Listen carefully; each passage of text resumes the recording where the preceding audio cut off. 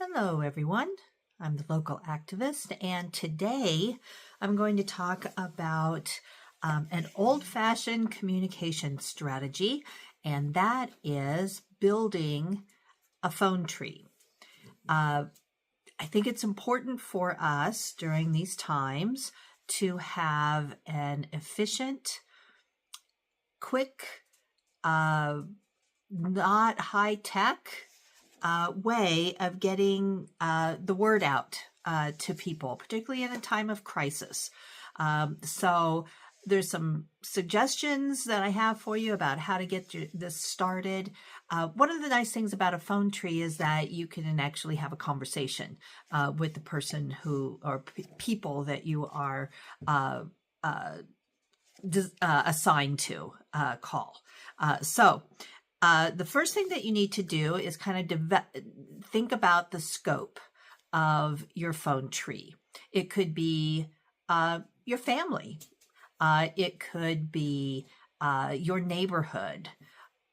I'm working on one right now that will be cover the entire county eventually, but I'm going to start with a small group of people I work with in my various community activities, and start with that, and then let's use each other's network to to grow the tree. So one of the first thing that you need to do is to gather the contact information, obviously, of the people who will be included in the tree. So this would be their name, their address, phone number, obviously, but also maybe a backup phone number and an email.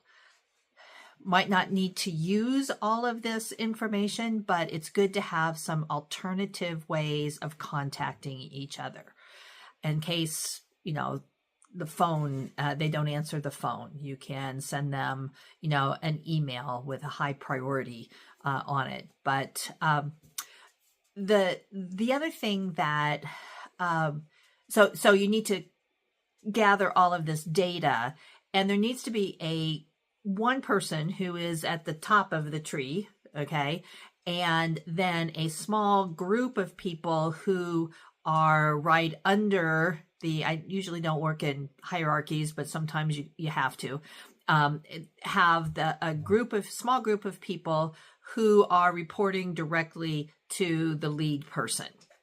Okay.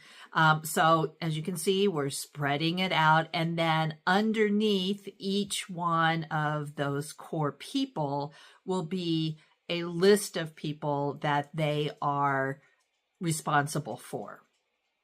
Okay. And I will put a couple of really good sources that I found online. I'll put it in the description.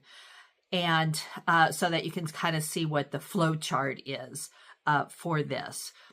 Each person in the tree will be only responsible for maybe calling 2 or 3 people on the tree. But again, we're kind of spider webbing it out so that within 3 or 4 people down the way, there's going to be down the line on the flow chart, there's going to be a ton of people who will be contacting. So the second thing that you need to do is figure out what kind of message we want the information that's being shared throughout the phone tree to be as clear and uniform as possible. And another thing that you might want to think about is to have everybody in your phone tree know the spot to gather. Okay, so it could be, imagine if you're in an emergency situation, whether it's a constitutional crisis or an actual physical issue, and people need to be able to get together to provide actual aid to one another. So if there is a known spot where people can just automatically go, to get more information, to get help, that kind of thing. That is very useful.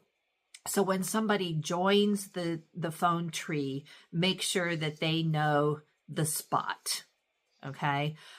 We happen to have a very supportive, community-minded library in our town, so the library might be a good spot. I happen to own the building that is right across the street from the library, and so that can be that those two buildings can take care of a lot of people if needed. So think about your core group can kind of go back and forth as to what the most convenient, accessible and hospitable place would be for people to congregate.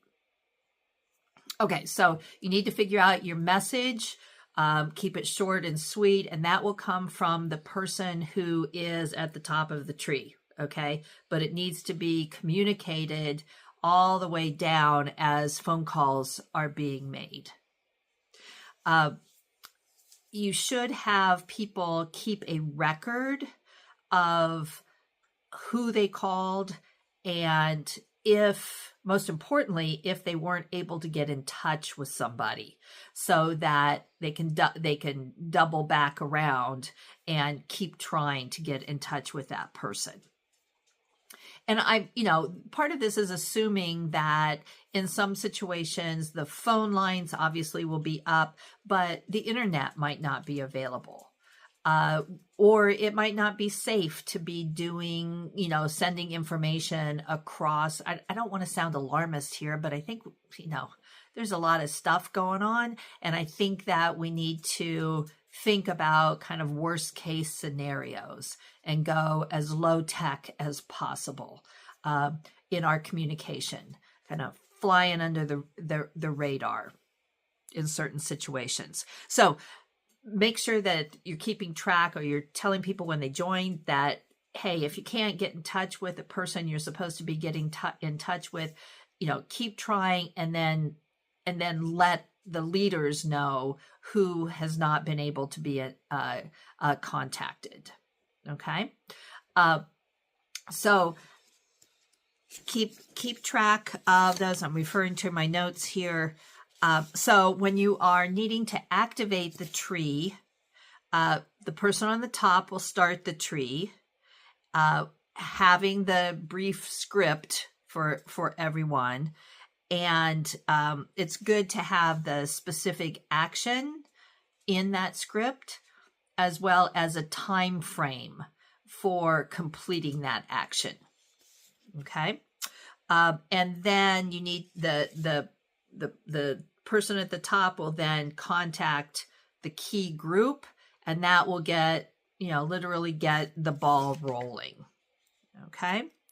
And then once we're through the entire tree, it's a good idea to obviously, thank people for participating, that kind of thing. So give some positive feedback and let them know. And it might be a good idea for you, before a real emergency starts, to do a test run on it, just to see, be very clear, this is not a crisis situation, but we're just looking to see, what is it? It's like the sirens, the weather sirens, the tests that go on over the radio, that kind of thing. So you can do kind of the equivalent of that, just to test the efficiency of your phone tree, so that when it is, or if it is a real crisis, that it's working.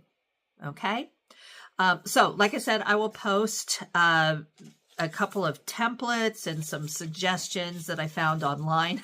I do have to tell you that it was kind of funny when I first started looking for online sources. I just put in, how to create a phone tree. And what I got was how to create a phone tree if you're calling a business and they're telling you what department you need to select. It was like, nope, that's not exactly what I want. That's not helpful in this situation. So I put a keyword in of how to build an old-fashioned phone tree, and that the computer gave me some good information. So anyway, just a novel thing that you might not have thought about that I think could really help your community in a time of crisis. Okay? Remember, no action is too small. You are needed, and you will never know the impact that your actions will have. Be well, take care, and I'll talk with you soon.